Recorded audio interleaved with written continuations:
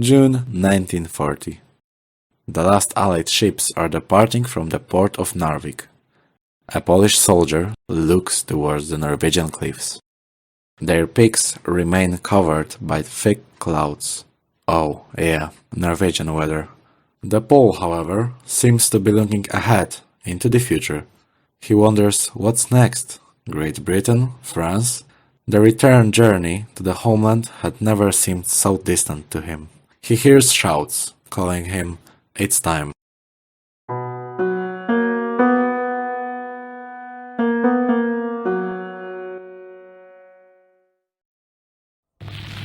Halo, halo?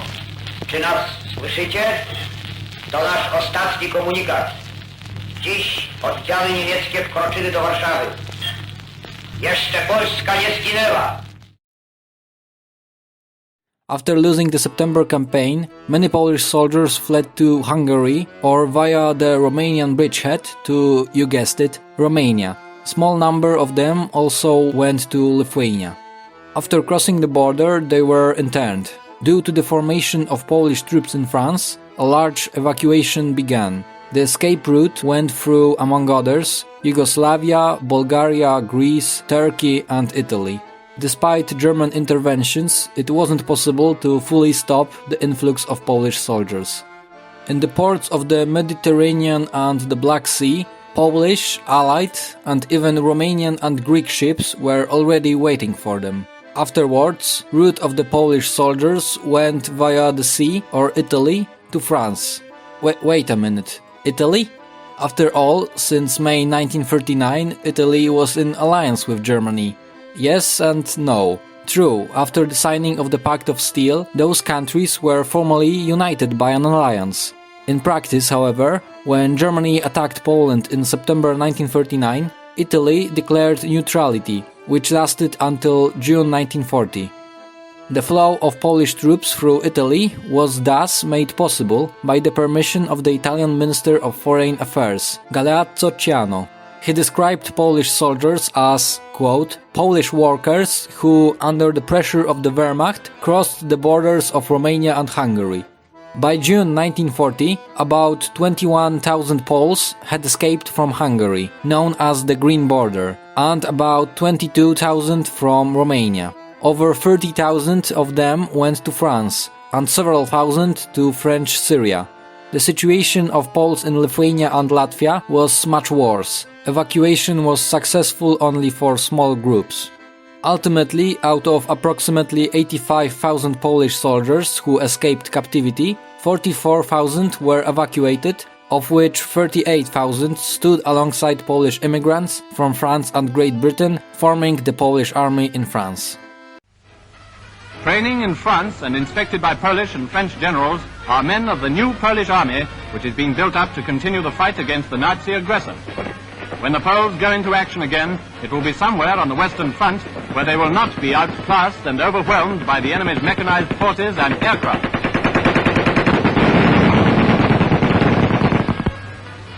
Break away!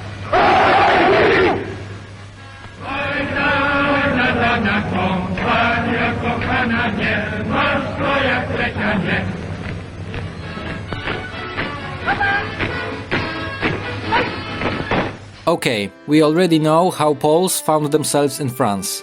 There, on January 4, 1940, a Polish-French agreement was signed, which gave the Polish army many freedoms, including giving the right to command to Władysław Sikorski. And so began the formation of Polish land forces: 1st Grenadier Division, 2nd Rifle Division, 3rd Infantry Division, 4th Infantry Division, 10th Armored Cavalry Brigade, Polish Independent Highland Brigade, Polish Independent Carpathian Brigade. At the beginning of January, the army numbered around 30,000 soldiers, and in April this number increased to almost 70,000. In addition, the Polish Air Force in France was formed, consisting of approximately 7,000 people.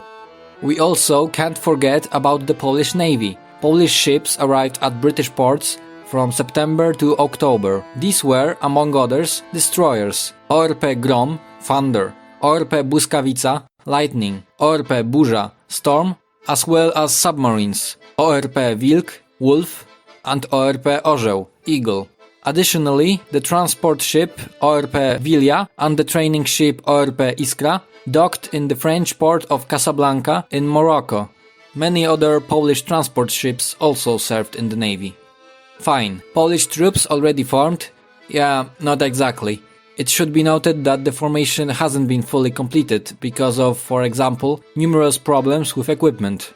Nevertheless, Polish soldiers and sailors took part in the Norwegian campaign alongside their allied comrades. First one. On April 8, 1940, at 11:45 am, near Kristiansand, the captain of the Polish submarine ORP Orzeł, Eagle, Jan Grudziński, noticed the strange behavior of the civilian unit, which didn't respond to any signals, even to warning shots. Indeed, the ship they were looking at was the German transport ship, Rio de Janeiro. On its board there were about 1,500 Wehrmacht soldiers, ready to occupy Norway. This incident was the first foreshadow of the German invasion of Norway. Rio de Janeiro has received several signals from us, but hasn't responded to any. Then 2 our machine guns started firing warning shots. After a while, the commander ordered to send the signal again. When 5 minutes had passed, without an answer, the commander gave the order to launch the torpedo. After 1 minute and 20 seconds, an explosion shook the air. The Germans from the sinking Rio de Janeiro jumped headlong into the water. Then we circulated under the water, went to the other side of Rio de Janeiro and fired the second torpedo. When the smoke cleared, the ship was no longer visible. Then we sailed closer to the place where it should be. We saw exactly that those people were all Nazi soldiers dressed in uniforms. They were all dead. About 1,500 dead bodies floating in the water. Felix Przondak, mate of ORP Orzeł. 2 months later, the Polish submarine went missing under mysterious circumstances. There are discussions to this day as to whether it was sunk by a British or a German sea mine, or mistakenly by a British seaplane. Thanks to the information obtained by the crew of ORP Orzeł, the Allies were able to prepare an expeditionary force. Great Britain initially sent its Royal Navy to Norway, including Polish ships. The ultimate goal was to seize the port of Narvik. After the 2 victories in the naval battles of Narvik, the British ships gained complete dominance at sea. It was possible to prepare and disembark landing forces. Polish passenger ships MS Chrobry, MS Batory and MS Sobieski also took part in this operation. On May 14th, MS Chrobry, as many times before, was attacked by German bombers, but this time bombs started a great fire on the deck of the ship. However, it remained afloat for many hours. Thanks to this, it was possible to save most of the crew and transported British soldiers. MS Chrobry sank on the next day. Polish destroyers ORP Grom, Thunder, ORP Burza, Storm and ORP Błyskawica, Lightning, as well as submarines ORP Orzeł, Eagle and ORP Wilk, Wolf, also took part in the fighting near Narvik. They were entrusted with the tasks of patrolling the fjords around Narvik and shooting at German positions. Their anti-aircraft guns opened fire on any German who appeared. It's that damned pole again. The menacing grey silhouette of a warship appeared from the direction of Rombaken. There was not a slightest noise of working engines. It came suddenly like a ghost. We clanged to the rock. The ship stood still for a moment. It seemed to be watching us, like a dangerous, unpredictable monster. Suddenly, it turned and sailed back towards Rombaken. Kurt Marek, Wilhelten Narvik, Oldenburg, Berlin, 1941. The greatest threat to the Allied ships was the German Air Force, which used captured Norwegian airports. On May 4th, bombs from the Heinkel HA-111 fell on the destroyer ORP Grom. They caused an explosion. The ship is slightly tilted, but stands still. The sailors are waiting for orders. At the same time, I hear the loud but very calm voice of the commander from the ship brigade. The ship is sinking. Jump into the water. Lieutenant P jumps to beam and returns with some grey and red figure, which started saying something about the cannon, killed operators, gunner, kneeling on the deck, swaying, sits down. I recognized Kubish from the operators of the anti-aircraft gun by his voice. Lieutenant, the gunner is killed. Should I also die with him? One energetic move of the ship's boatswain puts him on his feet. He already has a lifeline, already tied, and in water. Warfare officer of ORP Grom, Lieutenant Witold Schuster. The ship sank and was also the last destroyer to be sunk at Narvik. Out of 213 sailors, 154 were saved. The rest died because of the explosions trapped in the ship's rooms and shot in the water by German machine guns. The latter were silenced by the arrival of British ships. The rescue operation lasted about 40 minutes. The Polish Independent Highland Brigade, formed in Quetquitan camp, was organized in the image of Chasseurs Alpins, an elite French mountain infantry. It was equipped with French weapons, including Ma-36 bolt-action rifles, Fusil mitrailleur MLE 1924-29 MGs, Ochkis MLE 1914 HMGs, and French anti-tank guns and mortars. In addition, the Poles received almost 200 mules, which were to support transport tasks in difficult mountainous terrain. The brigade was commanded by Brigadier Zygmunt Bohusz Szyszko. It consisted mainly of pre-war Polish emigrants from France, refugees from the September campaign, but also about 100 veterans of the Spanish Civil War, fighting on the Republican side in the 13th International Brigade, also known as the 13th Dąbrowski Brigade. Men chosen for the Highland Brigade were the best soldiers taken from the other Polish units in France. Initially, it was planned to transfer the brigade to Finland, where it would take part in the Winter War against the Soviets alongside the French Expeditionary Force. This plan, however, didn't come true, due to the end of hostilities between Finland and the USSR. On May 7th, the Polish Independent Highland Brigade arrived at the port of Hallstatt. While landing, the Poles noticed the Polish destroyer ORP Błyskawica standing in front of the port. The ship's sailors also noticed their compatriots. "They are our soldiers. They on me. Our boys, look. Capes, helmets. And on them, yes, they are definitely Poles." More and more sailors gathered in the stern. They stood staring at the approaching boat, and everyone felt some unusual excitement. They shouted, "Long live the Navy!" We screamed, "Long live the Army! Long live the Highland Brigade!" Artillery officer of ORP Błyskawica, Lieutenant Jerzy Tumaniszwili. When the Polish Independent Highland Brigade landed in Norway, they received an order from the Commander-in-Chief of the Polish Armed Forces, Władysław Sikorski. "Riflemen, you have the great privilege of being the first to go to the battlefield and carry the honor of the Polish army. Riflemen, today the eyes of all comrades in arms, all comrades in wandering, are turned to you. Tomorrow the tormented country will turn to you to draw from your actions a faith and strength to survive. I know that you will prove to be worthy of the great task that I have given to you. I know that while maintaining the strict brotherhood of arms with your French and English colleagues, you will compete with them in terms of fulfilling the soldier's duty. You go not to conquer, but to liberate. Enough of this for a Pole." Numbering 4,778 soldiers, Poles constitute about 1/5 of the Allied army gathered in the Narvik area. The 2nd Battalion of the Polish Brigade took part in the landing operation at Bierkwik on May 11th to 14th, attacking the right wing of the German defense from Bogen, and by that helping their French colleagues. In addition to military operations in the vicinity of Narvik, propaganda war was taking place. It also involved Poles. The day after landing in Hallstatt, brigade troops were flooded with leaflets calling for the transition to the German side.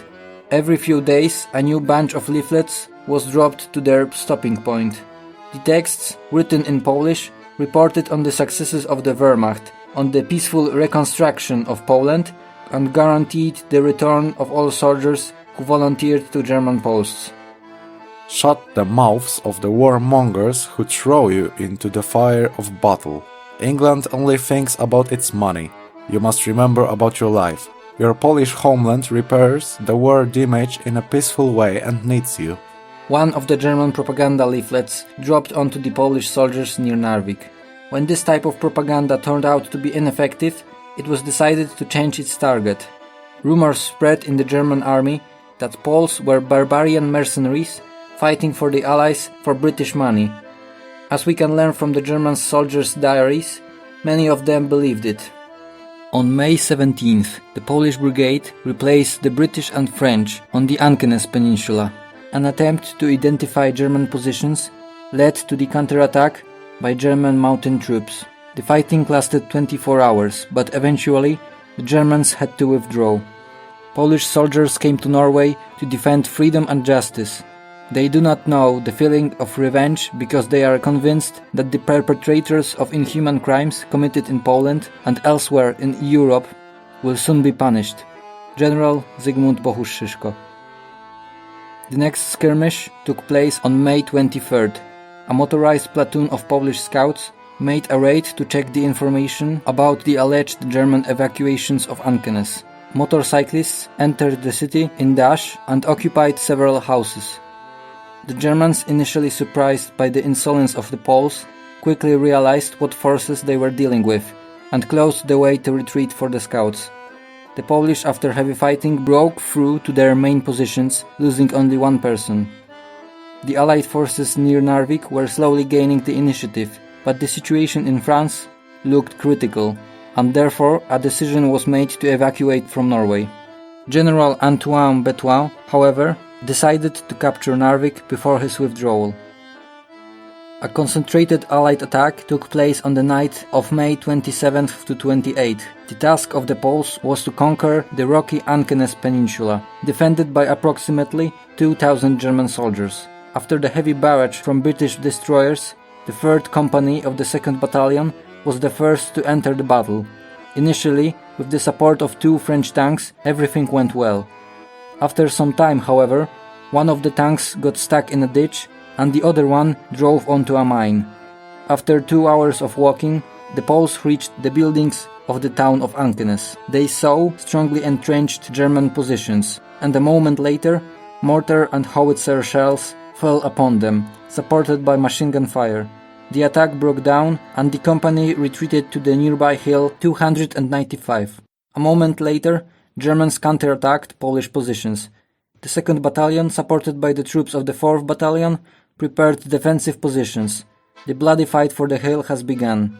Going down the hill, the battalion commander ordered the adjutant, Captain R. Newman, and the commander of the heavy machine gun company, Captain Moreň, to defend the hill for as long as possible, until the arrival of the reserve force. The defenders used just rifles and hand grenades, while the enemy, who outnumbered the defenders at least 5-1, operated only with submachine guns and MGs, which gave him an enormous advantage. Captain Moreň was killed by a burst from submachine gun from a distance of a few meters. In the next moment, however, the German was shot with an ordinary pistol by a battalion adjutant. The commander of the machine gun company of the 2nd Battalion, Senior Sergeant, surrounded by the Germans, defended himself for several hours, sitting alone in a rock crevice, until he was recaptured by soldiers from the 4th Battalion. Major Arnold Jaskowski. The fight for the hill lasted until 4:30 a.m., when, after the hand-to-hand combat, the Germans captured the hill. Immediately after that, they massacred the faces of the fallen Poles. They only spared the body of Captain Moreň. At the same time, the 4th Company of the 4th Battalion conquered the Bean Hill, which gave Poles more hope. In the north, troops of the French Foreign Legion came under attack by the German Luftwaffe and stopped their advance. The situation was critical. If the Polish attack stops too, then the entire Narvik operation is in danger of becoming a catastrophe. General Antoine Betoin. Soon after, the Polish troops reached Nyborg. The Germans began evacuating to Narvik by boats. The last barge, shot at by 4 Polish MGs, sank. The few soldiers who swam back to Nyborg were taken prisoner. The Germans withdrew from the hill 295 to Ankenes, and a moment later the entire town was evacuated. Due to the dense fog, the soldiers were able to get through the Polish lines towards the Swedish border. The Poles were ordered to quickly occupy the village of Beisfjord and complete the encirclement. At 5 a.m. on May 29th, the 1st Battalion of the Polish Independent Highland Brigade captured Beisfjord, joining with the French motorcycle unit and eventually fulfilling its task. An interesting incident happened on the same day. Lieutenant Maniewski from the 4th Battalion put on an English Brodie helmet on his way to the patrol. Among the rocks, he came across a German who mistook him for an Englishman and shouted with joy, "Kamerad, good English!" Maniewski took his gun and replied, "Ich bin kein English, ich bin Pole." German paled, and with a voice trembling with fear he stammered, "Mein Gott, wieder diese Polen." My God, those Poles again. During the Battle of Narvik, 66 soldiers of the Polish Independent Highland Brigade died. 13 went missing, and 130 were wounded. The Polish efforts were noticed by the Allies, and General Antoine Betoit congratulated the brigade commander, Zygmunt Bohusz-Szyszko, by phone and later personally. So a man fought here against a man, courage against courage, fierceness against fierceness. The Germans succumbed, and our soldiers learned that even the best of the Germans can not only be fought, but they can be beaten. The echo of these fights spread all over the world, and most importantly, it reached our homeland. Each, even the smallest victory of the Polish troops is a joy for our people and a great encouragement to survive.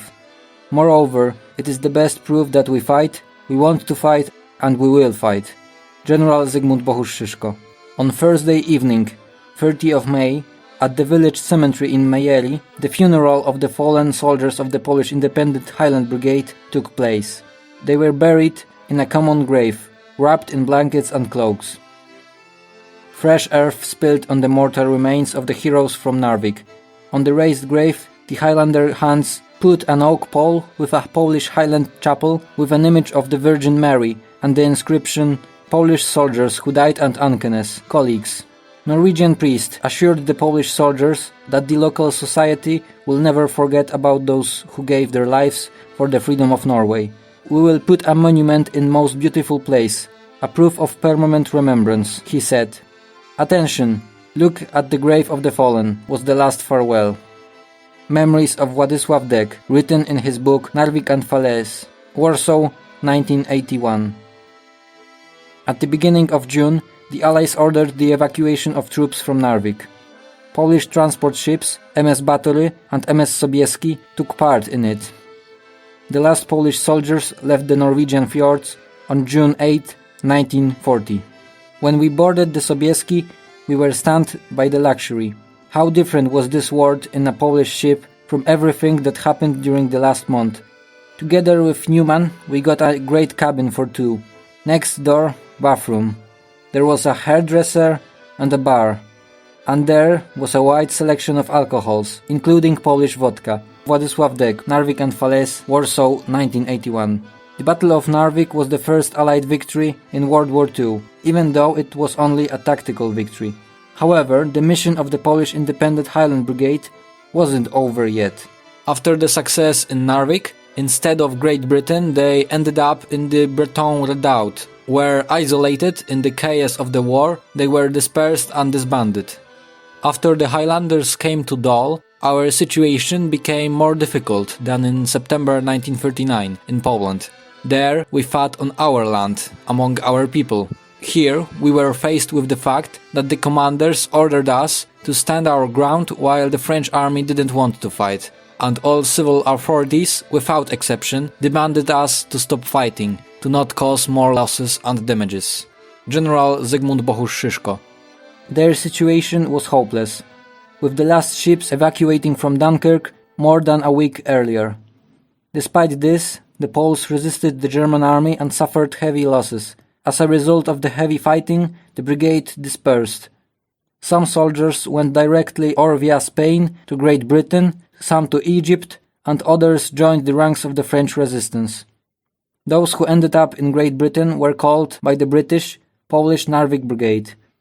On July 21, 1940, the Commander-in-Chief, General Władysław Sikorski, decorated the banner of the Polish Independent Highland Brigade with the Order of Virtuti Militari.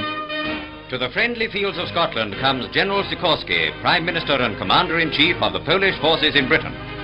Attaching the ribbon of the Virtuti Militari to the standard, he adds the highest honor of the Polish army to the colors of the Mountain Brigade in recognition of their gallantry at Narvik. Officers and men stationed at this training camp are decorated for bravery in the field. A Polish woman doctor and a nurse receive the military medal. Of the original strength of the brigade, only 35% remain. The places of those who fell in the campaign in Poland have been taken by miners and peasants from the plains. Thousands of Poland soldiers are ready to fight on. Theirs is the spirit that can never be conquered. Soon after, in August 1940, the brigade was disbanded. Many of its soldiers, however, joined the Podhale Rifles Battalion. It was part of the 1st Armored Division, which later became famous during the Battle of the Falaise Pocket in 1944. Let's go back in time a bit and check what happened to other Poles. When Germany invaded France in May 1940, many Polish troops were still during the process of formation. They joined the fray after the Germans broke through the front on the Somme and Aisne in early June. The 1st Grenadier Division was the largest Polish unit in France. Its formation began on November 13, 1939, in the Ketki town camp. In January 1940, the command was entrusted to Colonel Bolesław Duch. The division was organized on the model of French infantry units and was fully equipped with French equipment, including bolt-action rifles, machine guns, field and anti-tank guns, howitzers, and mortars. In addition, the Poles received 500 cars and trucks and as many as 1,600 horse-drawn carriages. In April 1940, the division was transported to Lorraine, close to the German border. Here, equipment was collected and soldiers were hastily trained. On May 18, 1940, the division became part of the 20th French Army Corps, defending the section of the Maginot Line in the Sarre region. It was a gap in the fortifications that was to be used in the future French offensive. This, however, as we know, never came to life, and the gap only weakened the defenders. On May 25, 1940, the soldiers swore an oath. At that time, the Polish division numbered 60,163 soldiers. The first clash took place on June 14th. The 1st Grenadier Division found itself in the middle of the French Corps. It was attacked by the German and Italian air forces and artillery. Soon after it, tanks and infantry started their advance. The Poles repelled the attacks, and thanks to the combined Polish-French counterattack, they recaptured some of the lost positions. The next day, the French 52nd Infantry Division, defending the Polish flank, withdrew to the vicinity of Dieuze without communicating with Polish division. When Poles saw that their flanks are gone, they retreated at night. The following day, June 16th, a hail of artillery shells fell on the attacking Germans. Fire from French and Polish artillery stopped the attack, inflicting heavy losses on German soldiers. On the night of June 16th to 17th, Polish division withdrew to the defense lines along the Marne-Rhine Canal and took up positions at Lagarde. Only now I know that it was Sunday, June 16th, 1940. People march in silence, sometimes shuddering from the cold, seemingly depressed, but I know that, deep inside, they are mostly angry. Angry for another sleepless night, angry for this failed battle, for those positions that you dug all day and then had to leave without firing a shot. Jerzy Paczkowski, The First Battle, London, 1946. 3 Polish units delayed the German pursuit. French sappers, hurriedly blowing up the bridges behind them, cut off the retreat of the Polish Jules Coeur battalion on the left wing of the Polish division. It was surrounded by the enemy and destroyed. Several dozen Poles died, and about 500 were taken prisoner. That enabled the Germans to cross the canal in Lagarde, defended by the 2nd Grenadier Regiment. During the night, however, counterattack of the Polish reserve force, supported by French tanks, recaptured the bridgehead. Until the morning of June 18th, the Germans tried unsuccessfully to take it back. In the afternoon, the Germans crossed the Marne-Rhine Canal in Lagarde. The division general ordered the regiment commander to immediately prepare the reserves for a counterattack. Reserves that the regiment commander didn't have. So he summoned cooks and clerks from all battalions and staffs of the regiment. Thus, the newly formed squad, armed with rifles, went to the assembly point to take part in this famous attack and push the enemy back across the canal. Captain Bogumił Domański. The road leading to Lagarde was under constant fire from German artillery. Our soldiers were so excited that it was difficult to control them, so they don't attack without an order. At the given signal, we all moved forward. We threw grenades, bayonets on rifles. We struck the Germans. They answered with fire, but couldn't withstand the first blow. We drove them to the canal, where some of them drowned. Second Lieutenant Mieczysław Polak. What decided about the final defeat was breaking the defense of the French 52nd Infantry Division on the left wing of the Polish division. Soon after, the German 79th Infantry Division attacked the Poles from the flank and captured Lagarde. A few hours later, on the right wing of the Poles, more French troops disintegrated. The division, threatened with encirclement on both sides, had to withdraw. At that time it was composed of only half of the original number of soldiers. The French command of the 20th Corps sent reinforcements to help the Poles to withdraw. This allowed the 1st Grenadier Division to regroup on June 19th in the Baccarat area. Soon after, however, German troops broke through the French front again and attacked the Grenadiers. They retreated slowly towards Braine-l'Étape, and there, on the Meurthe River, they organized a defense. I built an observation point from ammo boxes. Approximately 9 o'clock, I noticed 3 German artillery observers with a periscope. They soon reached our abandoned position. After a while, they put up a periscope and began to observe. I immediately took a shot. The periscope was gone, and I heard a scream. "Sanitäter! Sanitäter!" In a moment the periscope showed up again. I fired a second shot, and it hit again, and there was only silence. Somewhere around noon, I noticed the Germans advancing in 3 columns. I decided to give them the opportunity to come as close as possible, and then open fire, constantly watching that periscope ditch. On my command, the fire from the machine guns and small arms started. Enemy was in hell, screams and groans. The attack was stopped. Silence. Then the commander of the 2nd Grenadier Regiment, Colonel Władysław Ziętkiewicz, came and asked, "Who is in charge here? Who are you shooting at? Who gave the order to shoot?"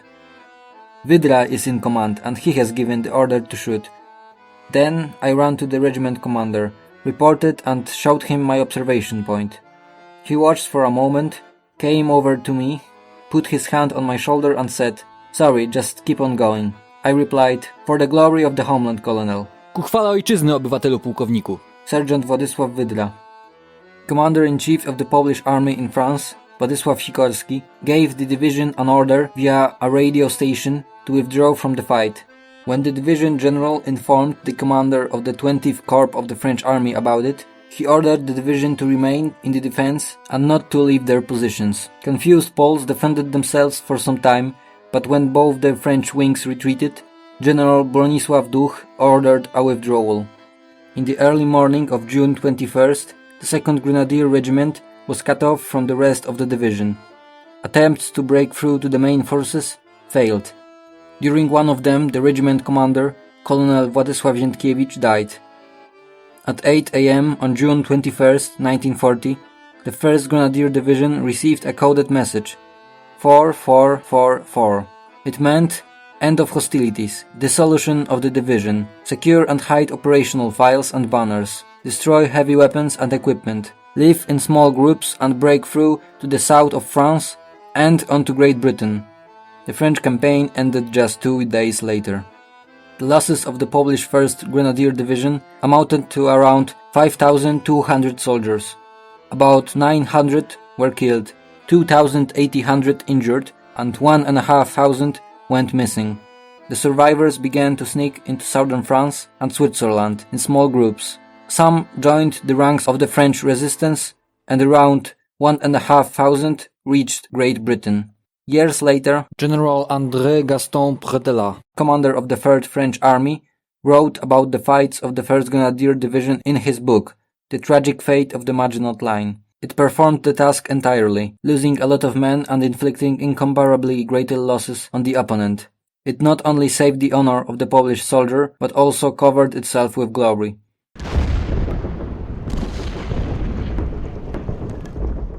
The 2nd Rifle Division was the 2nd largest Polish unit in France. Its formation began on the 11th of November 1939 in the Parthenay camp. The command was entrusted to Colonel Bronisław Prugar-Kettling. The division was organized on the model of French infantry units and was fully equipped with French uniforms and weapons, including bolt-action rifles, machine guns, field and anti-tank guns, howitzers and mortars. On the 19th of May 1940, the division was transported to Lorraine, close to the German border.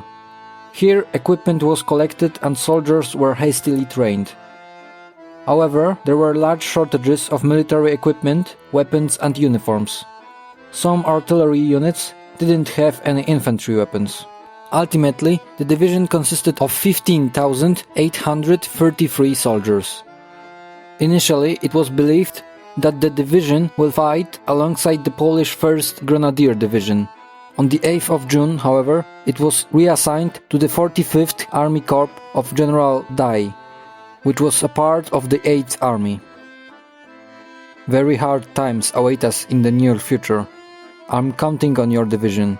I know Poles, and I know that they will not disappoint my hopes. Mariusz Dai, during a visit to the division on June 13, 1940. The task of the Polish division was to strengthen the area of Belfort, the city fortress. Its fortification began soon after. The 2nd Rifle Division was entrusted with manning the southern section of the defense line. After a few days, however, the French command decided to withdraw from the Belfort area. The units were in danger of being encircled by the German armored units of General Guderian. The French Corps and the Polish division began to withdraw southward through Montbéliard along the Doubs River and the Swiss border to break south. In the south, however, the German units had already managed to capture Besançon and thus cut off the possibility of retreat of the French 45th Army Corps. Polish soldiers found themselves near the Swiss border, cut off from direct contact with the Polish High Command and other Polish units. It was decided to organize a defense on the Clos-du-Deux hills and to face the German troops there. On the 17th of June, the division received an order to man the road junctions in the region of Mesch and Saint-Hippolyte, only a dozen kilometers from the Swiss border. Its task was to defend the border points and let the retreating French troops reach Switzerland. At night, the exhausted Polish troops reached their designated positions. Morale was effectively lowered by the French troops retreating in haste and disorder. The first clashes took place on the 18th of June at 1:30 p.m. In the evening, 2 German battalions with artillery support attacked and captured Mesch. Poles withdrew from the city. New orders were given to withdraw from Mesch and Saint-Hippolyte towards Charleville region. New positions were taken over the night. On the morning of the 19th of June, the Germans, supported by tanks, moved to Don-Richat and Saint-Hippolyte. Polish field and anti-tank guns successfully repelled the initial attacks. However, when all the guns were destroyed, the Poles withdrew from their positions with no chances of effectively fighting the armored units. The retreat towards the redemptive Swiss border throughout Tuesday and the next night was covered by the heroically fighting troops of Polish legions in France, devoting themselves to the last soldier, so that their French colleagues with their equipment could save themselves. Swiss daily newspaper Bieler Tagblatt. During these few days of fighting, 41 soldiers of the 2nd Rifle Division were killed, 134 were injured, and 2,544 were missing or taken prisoner. On the night of June 19 to 20, orders to withdraw to Switzerland were received due to the depletion of almost all ammunition. On the border, Polish soldiers laid over 13,000 weapons and were interned. Initially, Poles were treated equally with the French. In 1941, however, Poles were formally excluded from the French army. The reason was the fact that France was in peace with Germany, unlike Poland, which still remained at war with it. Since the spring of 1941, the Swiss authorities gave up keeping interned Poles in large camps. 8 groups of smaller camps were organized in Swiss territory. Most of the soldiers were sent to work. Initially, they worked on building field fortifications for the Swiss army, and later on roads, the so-called Polenweg. Later, however, the range of their competences expanded to agriculture, bridge construction, forestry, river regulation, mining, peat extraction. For several years of internment, they built, among others, 450 kilometers of roads, 63 bridges and 10 kilometers of canals.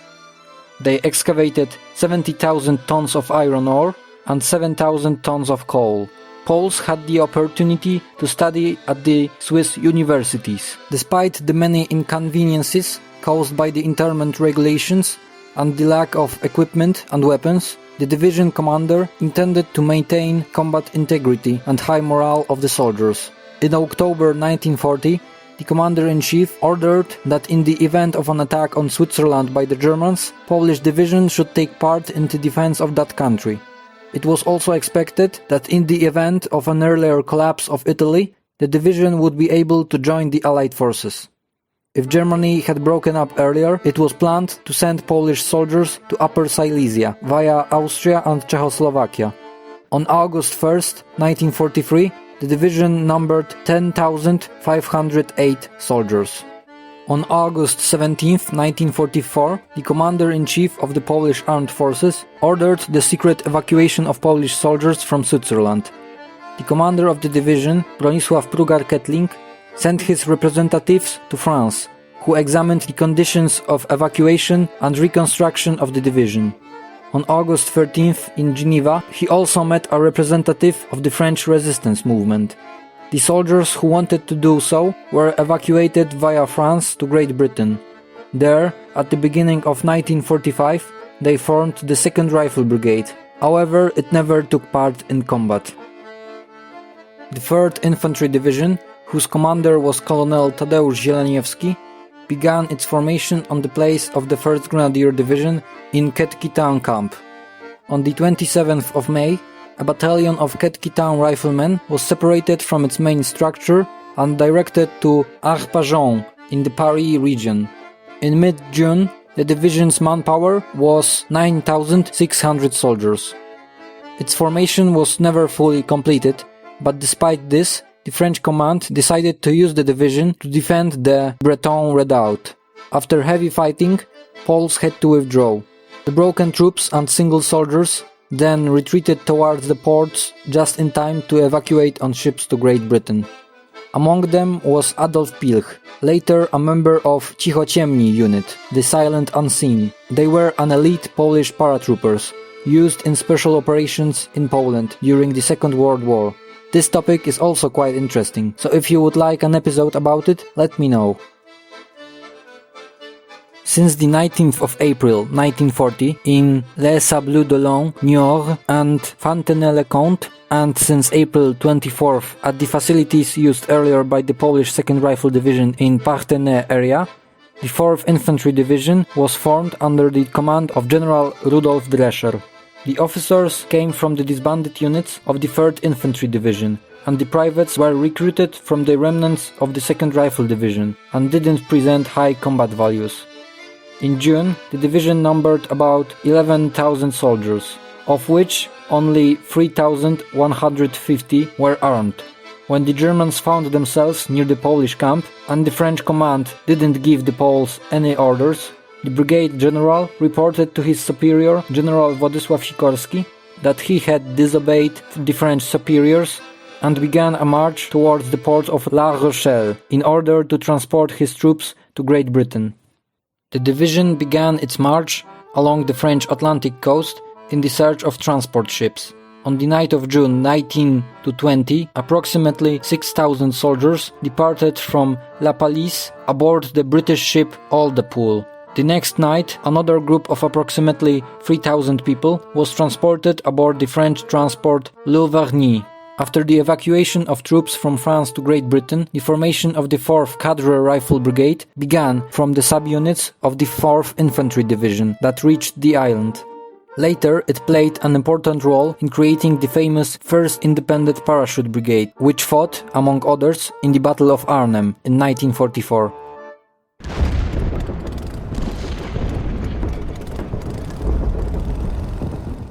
The 10th Armored Cavalry Brigade in France was created from the remnants of the 10th Cavalry Brigade fighting in the defense of Poland in 1939. Its formation began in November 1939 in the Ketki Town camp. The command was entrusted to General Stanisław Maczek. At the beginning, the French took their time arming the Polish tankers. Only 42 obsolete Renault FT tanks were received, useful only for training. Everything changed when the real threat appeared in May 1940, Germany's attack on France. At the end of May, the Poles received 66 Renault R35 tanks and 24 Renault R40 tanks. In addition, the brigade was equipped with, among others, 25mm and 47mm anti-tank guns, 25mm AA guns, Renault UE armored carriers, motorcycles and trucks.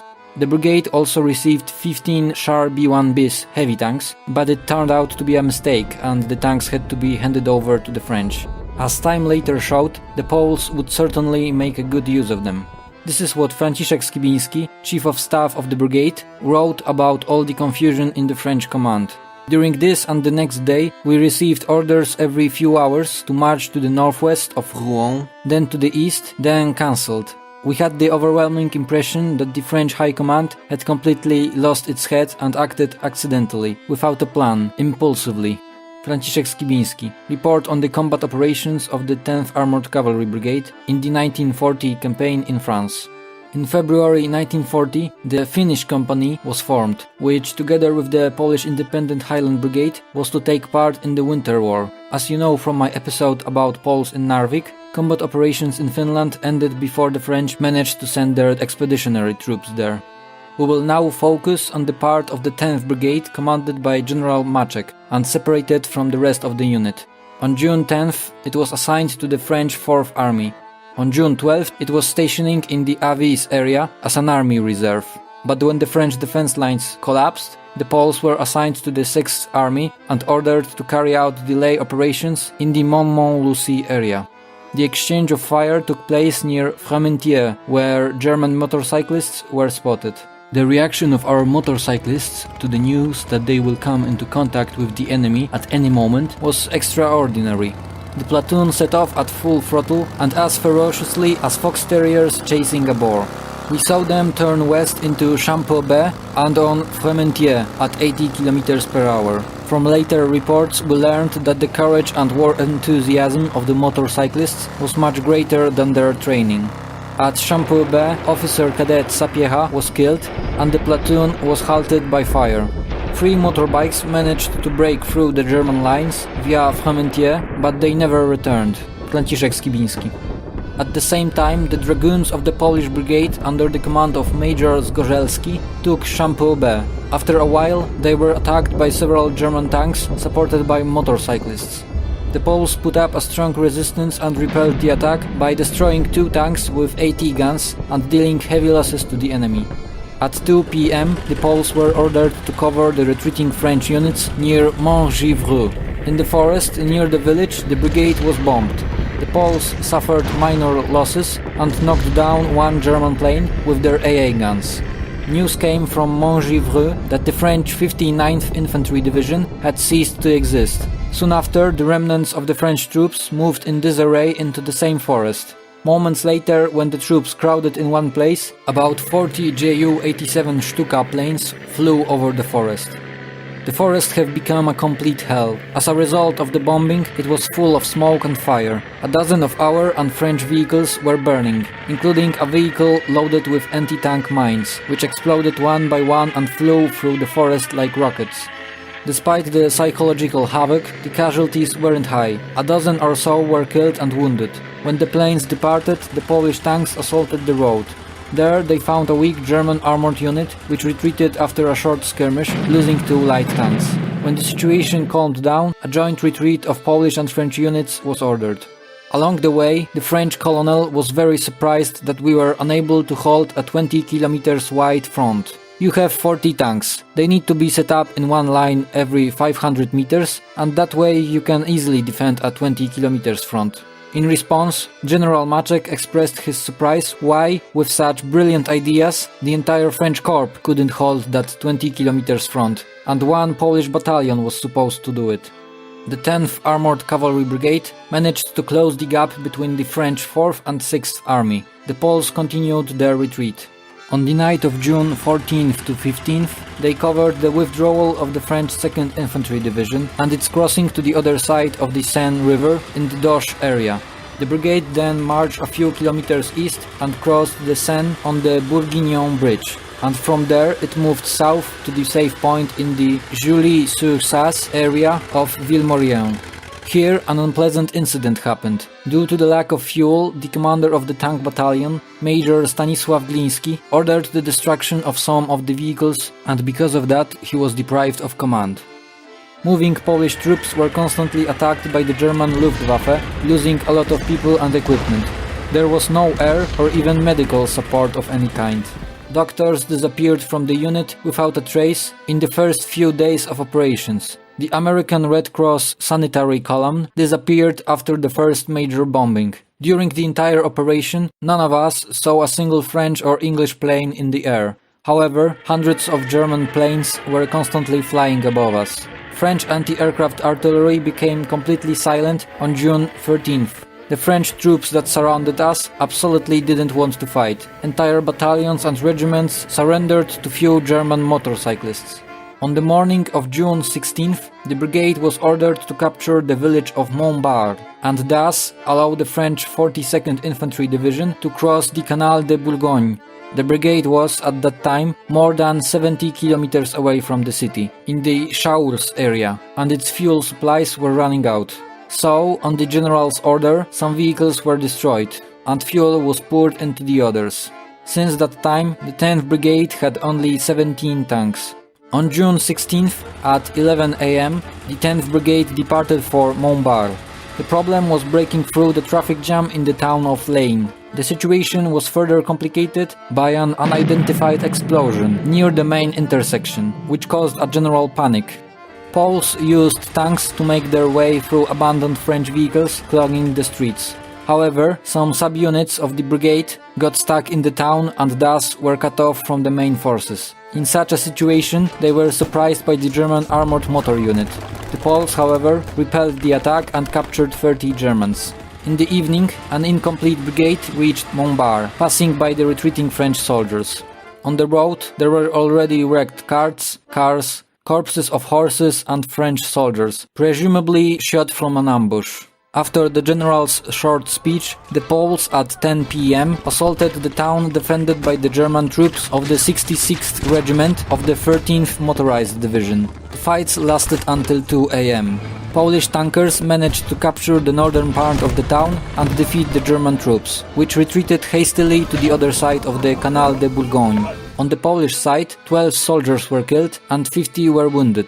The Germans, on the other hand, lost around 60 people, and a dozen or so were taken prisoner along with heavy equipment. According to the Polish officer Franciszek Skibiński, the retreating Germans blew up the bridge and thus made it impossible for the 10th Brigade to cross. Most likely, however, it wasn't the bridge on the Canal de Bourgogne, but the one on the Brenne River, parallel to the canal. The situation was sealed, however, by a report received by General Stanisław Maczek at 2 a.m. It informed about the change in the direction of the march of the French 42nd Infantry Division, which turned south towards Dijon. So, the Polish general decided to withdraw from the town before dawn. On the morning of June 17th, more vehicles with empty fuel tanks were destroyed, leaving only 3 Renault R35 tanks. They moved along the Canal de Bourgogne towards Dijon in search of a good crossing point. Between Dargny and Flavigny, our spearhead came across German armored cars. Outside one of them sat a French officer waving a white scarf and announcing the ceasefire. Relations between the Poles and the French were particularly tense at the end of the French campaign. From the first day, we were almost fully aware that this was a lost battle and campaign, and that we found ourselves in a trap in which we will be closed in any day now. General Maczek decided to stay in this trap and fight to the end with the forces of a small and weak brigade of Poles among the crowds of fleeing French armies. As a result, our soldiers looked down on the French and treated them with contempt, and there was no more effective argument to shock an exhausted tanker or Ulan than the phrase "do not behave like a Frenchman", nie zachowuj się jak Francuz. On the same day, the last 3 tanks ran out of gasoline. They were destroyed. It was decided to get out of the German encirclement on foot. On the evening of June 17th, the Poles reached the highway, on which German armored and motor columns were already marching. The soldiers of the 10th Brigade realized that they were completely encircled. In addition, there was a shortage of food and water. General Maczek decided to disband the brigade. And so, after a week of fighting in Champagne and Burgundy, scattered Polish troops began to retreat towards the coast. Some of them managed to reach Great Britain and later served in the famous 1st Armored Division, fighting among others in the Battle of Falaise in 1944. Of the 1,700 soldiers fighting in the unit of General Maczek, around 1,200 were lost. 50 were killed, 120 were wounded, and 1,020 were lost or taken prisoner. Currently, the traditions of that particular Polish unit are continued by the modern 10th Armored Cavalry Brigade unit. The second part of the 10th Brigade, numbering over 2,200 soldiers, didn't take part in the fight, and on June 22nd it was loaded onto the British ship Royal Scotsman in the port of Le Verdun. Additionally, the 2nd Tank Battalion of Major Zygmunt Chabowski, with more modern Renault R40 tanks, remained in the Arpajon-Versailles area. On June 20th, it set off towards Bordeaux, arriving there on June 24th. There, it took part in the fighting in the La Verrerie area. On June 25th, it was evacuated from the port of Saint-Jean-de-Luz to Great Britain. The 3rd and 4th Tank Battalions were never completely formed, and the men and equipment were evacuated on June 24th.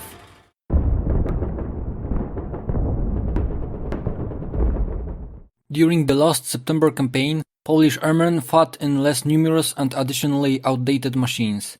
Airplanes such as the PZL P-11 or PZL 23 Karaś were almost 2 times slower than the German Bf-109.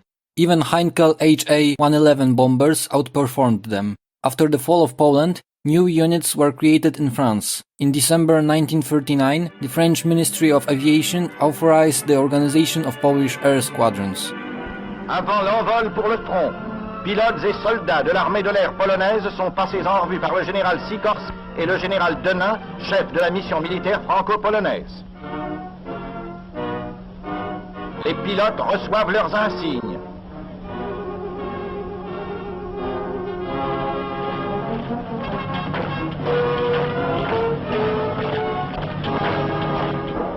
Un banquet est offert par leurs camarades à ceux qui vont partir. On trinque, suivant la coutume polonaise. On fait ses adieux en ce jour de Pâques, époque du renouveau qui voit entrer en action les forces renaissantes. During the September War, you proudly fulfilled the tasks you were given. You fought bravely, despite the overwhelming dominance of the enemy, inflicting heavy losses on him. This technical inferiority that you were forced to deal with won't happen again, because you will receive modern equipment. Commander-in-Chief of the Polish Armed Forces, Władysław Sikorski, addressing Polish airmen, February 1940. In early January, the first group of Polish airmen was sent to the airbase in Montpellier. It was later called the Montpellier Squadron. Its pilots trained, among others, on Morin-Saulnier MS-250s, Caudron C-635s, Devoitin D-501s, and finally on Morin-Saulnier MS-406 fighters. Poles especially liked the latter. Moran was easy to handle in straight flight and in turns. Field of view was excellent. A little training and Moran will obey me like in a circus, I thought to myself. Everyone was very pleased with the first flights on MS-406s. Squadron pilot Wacław Król. The Poles did very well during trainings, and that is why at the end of March they were assigned to the 6 front flights to the appropriate French squadrons. It's a great honor for you, pilots. Together with your French brothers in arms, you will take revenge on the enemy for the invasion and bleeding of our Polish soil. Let your defensive armor in the moments of dangers of fighting in the air be the words of prayer for your prosperity, flowing to God from your mothers, wives and daughters in Poland, and my warm wishes as your Commander-in-Chief. Be the winged hussars in the air, who in the history of our country have always led the knighthood, becoming famous for victories under the banner on which was written the great slogan, God, honor and the homeland. Long live France, long live Polish wings and let them unfold. Niech żyje Francja, niech żyją i rozwijają się polskie skrzydła. Speech by Władysław Sikorski during the ceremony of assigning Montpellier pilots to French squadrons. The squadron pilots fought on Morin-Saulnier MS-406s, Curtiss Hawk 75s, Block MB-151s and 152s, as well as Devoitin D-510s and D-520s. Most of them fought skirmishes with German planes. However, there were also fights with the Italian Regia Aeronautica. An interesting event occurred at the end of May. The MS-406 fighter of 2nd Lieutenant Władysław Kciuk was forced to make an emergency landing. As the Pole knew very little French, he could not get along with the local people who considered him a German spy. The French gendarmerie was reported about it and it took Władysław for interrogation. A French doctor who recognized the Polish pilot was there by accident. Władysław was apologized and released. He returned to his base in the same plane but repaired by French engineers. The funniest thing in this story is that it happened again few days later. This time, however, gendarmerie believed his excuses. At the end of hostilities, some of the Polish pilots of the Montpellier squadron were evacuated to Great Britain and French North Africa. The remaining Polish airmen were trained at the Lyon-Bron Center. The 3rd Demblin Fighter Squadron was called the Finnish Squadron because it was planned to be used together with the Polish Independent Highland Brigade and the Polish-Finnish Tank Company in the Winter War. As you know from my previous episodes, the Finns signed an armistice with the Soviets before the Allies managed to send their expeditionary troops there. At the beginning of April 1940, the name of the squadron was changed to 1/145 Warsaw Fighter Squadron. It was commanded by Major Józef Kępiński. At the end of April, the squadron began combat service with 35 pilots. Almost 600 Poles wishing to serve in the Air Force were assigned to the unit that left for French North Africa on March 1st. It consisted of engineers, instructors and students who had only partially completed aviation training in Poland. They've been trained at the airports in Rabat, Marrakesh, Blida and Maison Blanche. Ultimately, there were about 1,500 Polish airmen in French Africa. In mid-May, a Polish squadron was formed at Maison Blanche, which was equipped with cruelly outdated Nieuport de l'Arche NID 622 aircrafts. Luckily for the Poles, there were no engagements with the Italian Regia Aeronautica. They certainly wouldn't be successful for them. Some Polish airmen, however, flying the Block MB-210 bombers, took part in the bombing of targets in Turin and Milan, in Italy, on June 13th to 16th. But let's go back to France, where the Polish Air Force numbered around 7,000 people. In addition to the completed 1/145 Warsaw Fighter Squadron, several dozen pilots from 3/145 and 4/145 squadrons were ready for action.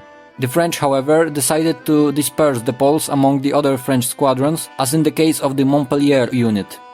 In April in Meaux, near Lyon, the formation of the Polish 1st Reconnaissance Squadron began. It was to be equipped with Potes 63 planes. In May, the Polish 1st Bomber Squadron also began to form. Its pilots were trained on the Amiot 143 and Block MB-200 bombers. However, neither the Reconnaissance nor the Bomber Squadron received the promised planes and didn't take part in the fighting. On May 10th, 1940, Germany attacked Benelux countries and France. Among others, Luftwaffe entered the fray. Already in the first hour of operations, around 5 a.m., German Dornier Do-17s bombed the Polish airbase at Lyon-Bron. Poles, like the entire French army, were completely unprepared for such an eventuality. The anti-aircraft positions remained abandoned for a very simple reason. The artillerymen just woke up from their sleep.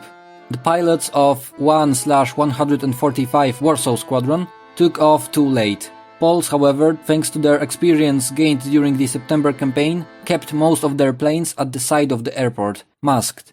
Thanks to this, none of them was destroyed. Similar raids took place all over France, and the unprepared Allies suffered heavy losses. On May 12th, instead of the promised great Block MB-152 fighters, the Warsaw Squadron airmen were given 36 Caudron CR-714 planes, known for their atrocious reliability. On May 19th, one of such reliability issues killed 2nd Lieutenant Witold Dobrzyński. There have been tragic aviation accidents in the past, and they will continue to happen in the future. This is how Polish pilots explained the tragedy to themselves. Wacław Król. On May 25th, the French Minister of Aviation flew to Lyon-Bron and after investigating the matter, ordered the Caudron CR-714s to be suspended in flights and promised to replace them with Block MB-152 fighters. 2 days later, on May 27th, 1/145 Polish Squadron announced its combat readiness. It was assigned to the 21st Fighter Group. On June 2nd, it was transferred to the Dreux airport, where it was to defend the vicinity of Paris. However, the only operational fighters were the Caudron CR-714s. On June 3rd, the first air skirmish took place. At one point, Lieutenant Czerwiński noticed a group of 3 German bombers. The Heinkels rushed towards the clouds, but the Poles already opened heavy machine gun fire on them. They shot accurately. Such an opportunity couldn't be missed. First Heinkel, shot by Czerwiński, fell down with a black smoke. A few seconds later, the same happened to Żukowski's target. The third German plane hit in the clouds. Wacław Król. On June 9th, an air battle took place over the town of Vernon. 17 Caudron CR-714s clashed with 20 Bf-109s, covering 25 Dornier Do-17s. Poles managed to knock down 1 bomber and 3 German fighters. They themselves lost 3 pilots, although there were many more heavily damaged Caudrons. However, they managed to land safely. An even bigger battle took place on the next day. I'm already sitting in the narrow cabin of my Caudron. After breaking through the clouds, I suddenly noticed 2 groups of points which are flying straight at us. I shouldn't attack. The German advantage was too clear. In addition, we flew on the tragic Caudrons, the worst fighters in the entire French Air Force. Dornier Do-17s, old friends from Poland. The forehead attack lasted a second or two. I managed to send a short burst into the leading machine. I saw 2 Dorniers smoking. Light tracers flying close to my machine. I make a sharp turn, dive, turn the other direction and dive again. Finally, I've lost 2 fighters from my tail. Then I try to get behind the plane that is fiercely attacking my friend's Caudron. The German gave up the fight. I'm entirely covered in sweat. I slow down the engine and wipe it off my forehead. A moment of peace. I am relieved to see 4 planes from my squadron.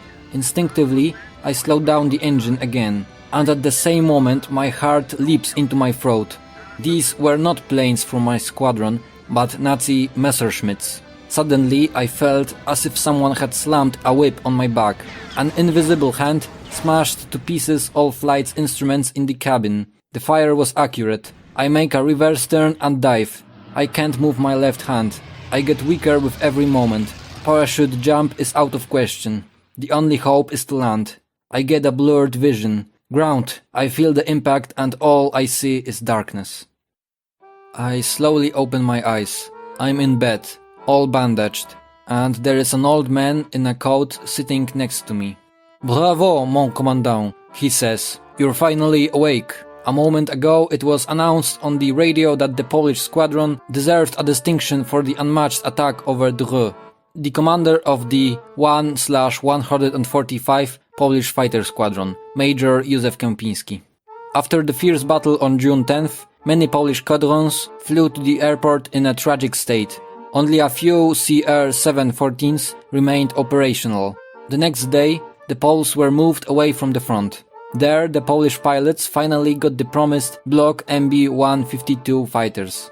Additionally, 16 Poles were assigned to French squadrons flying near the port of La Rochelle on excellent Devoitin D-520s. On June 18th, 2 Poles with the French commander took off from the Rochefort airport to patrol the coastline.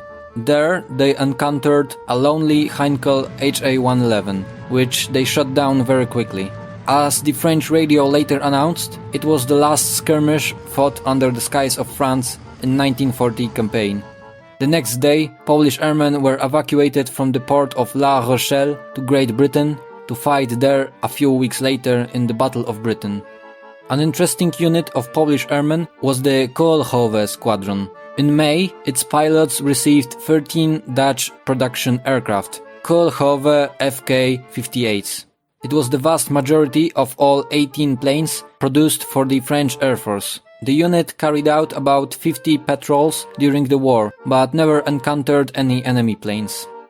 To sum up, despite the previous experiences of German campaigns in Poland, Denmark and Norway, the French command decided not to prepare additional field airfields where some of the planes could be transported. This caused huge losses in equipment during the first days of the war. Because of this, Poles were forced to fly mostly outdated machines. Only when the French Air Force also shrank in number of personnel, the still fighting Polish airmen could receive fighters such as the Block MB-152 or Dywatyn D-520. Ultimately, over 140 Polish pilots fought to defend the French skies in 1940. 35 in the 1/145 Warsaw Squadron, 19 in the Montpellier Squadron, 40 in the remaining front flights, and 50 in the flights defending the industrial centers. Poles shot down about 50 enemy planes. They lost 44 aircraft themselves, but only 11 airmen were killed. As a result, there were 5 destroyed German planes per 1 killed Polish pilot. Comparing it to the French, who shot down 684 German planes, losing around 900, this makes Poles one of the most effective Allied pilots in the entire French campaign. Of all the French air victories during the campaign, 7.6% belonged to Poles. For their actions, many of them received the French Croix de Guerre crosses. Okay, let's sum up the most important information. The Polish Independent Highland Brigade, together with the Polish Navy, fought at Narvik in Norway as part of the French Army Corps. 1st Grenadier Division fought in the region of Lorraine, 2nd Rifle Division in the region of Franche-Comté, and 10th Armored Cavalry Brigade in the regions of Champagne and Burgundy. Later on, 3rd Infantry Division and Polish Independent Highland Brigade took part in the defense of Breton Redoubt. Polish pilots defended, among others, sky above the Paris, and the Navy assisted in the evacuation of troops to Britain. The Polish Independent Carpathian Brigade, formed in French Syria, didn't take part in the fighting until 1941, when it fought alongside the British. From 85,000 soldiers, approximately 50,000 actually took part in the fight.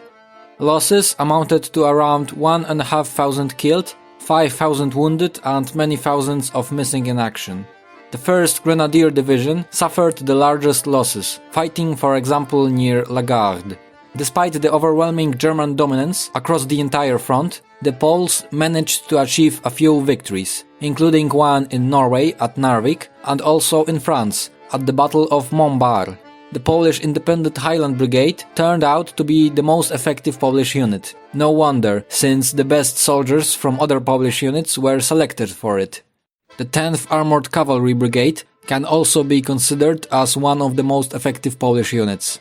In the last days of the French campaign, despite the tragic conditions, shortages of fuel, ammunition and food, mostly alone, made its way through more and more crowded French towns, passing fleeing French soldiers.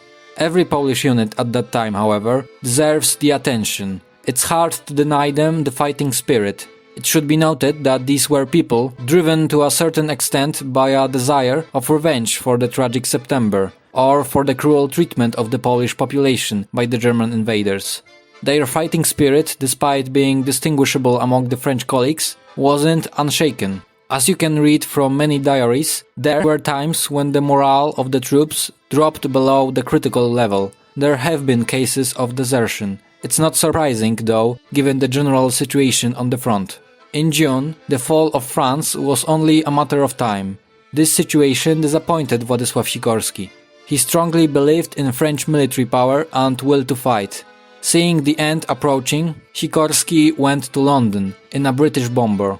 There, on June 19th, he promised Winston Churchill that the Polish troops had no intention of surrendering together with the French. On the same day, their evacuation began and lasted for the next few days. It was accomplished with the help of, among others, Polish transport ships MS Batory and MS Sobieski. In total, 27,000 Polish soldiers were evacuated from France to Great Britain and Palestine. You can ask yourself, Did the presence of Poles in France in 1940 influence the course of the campaign? Given the overall scale of the Battle of France, it is difficult to state that the 2% of the Allied army had any chance of doing so. However, Polish pilots deserve attention in this respect, as they shot down 50 German planes, which was 7.6% of all the air victories of the French Armée de l'Air. This, however, doesn't include the British Air Force, which played a much greater role in May and June 1940. In addition, the Polish Independent Highland Brigade, which constitute about 1/5 of all Allied troops in the Narvik area, played a significant role. Despite the fact that Poles ultimately constituted a small percentage of the Allied army, their involvement in the fight had a political aspect. Thanks to them, the Polish government in exile gained importance in the eyes of British authorities, which, seeing the fall of France, looked for any allies to fight Germany. The continuation of the fight by the Polish army also had an impact on the Poles remaining in the country. These news certainly contributed to the strengthening of the resistance against the invader. I would say that the participation of Poles in the defense of France in 1940 wasn't a goal in itself, but rather the beginning of something greater. It was here that the Allies had a chance to really see the fighting spirit of Polish soldiers. If you liked this episode, don't forget to rate it and support my channel by subscribing to it and clicking the notification bell. See ya!